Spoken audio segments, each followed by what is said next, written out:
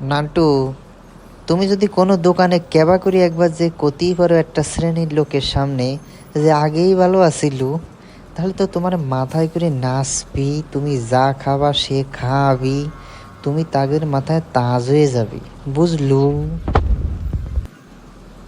পল্টু, তুমি তো কথাটা খারাপ কাও নেই, আমি তো আসলে এইভাবে ভাবি নাই। কথাটা তো তুমি সত্যিই কইছু। একটা লোকের সামনে, এক শ্রেণীর লোকের সামনে যে যদি কেবা করে একটু কওয়া যায় যে আগেই ভালো আছিলু, তাহলে সত্যি তো মাথায় করে নাচবি। হ্যাঁ, আমার তো তারা বুদ্ধিজীবী ভাববি রে নান্টু। তয় আর কই কিরে বাপু, আমি তো একটু খালি অন্য বিষয়ে কয়ে ফেলাইছিলাম যে আগেই ভালো আছিলু।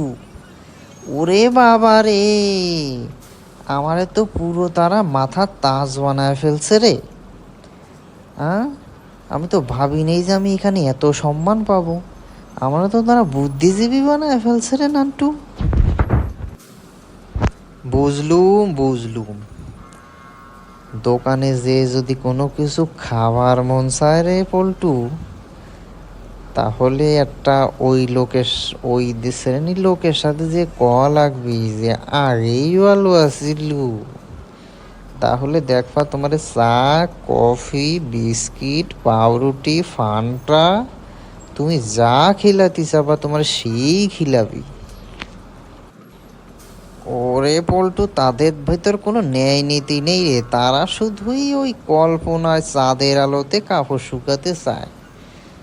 তারাই শুধু বোঝে আগেই ভালো আসিলু, আগেই ভালো আসিলু, আগেই ভালো আসিলু। বুঝছো? বুঝলুম বুঝলুম, এত তো বুঝে কাম নাই রে সেন্টু। দেখি কি করা যায়। তবে আমি আগেই ভালো আসিলু একটু কয়ে দেখবানি, দেখি কি কয়।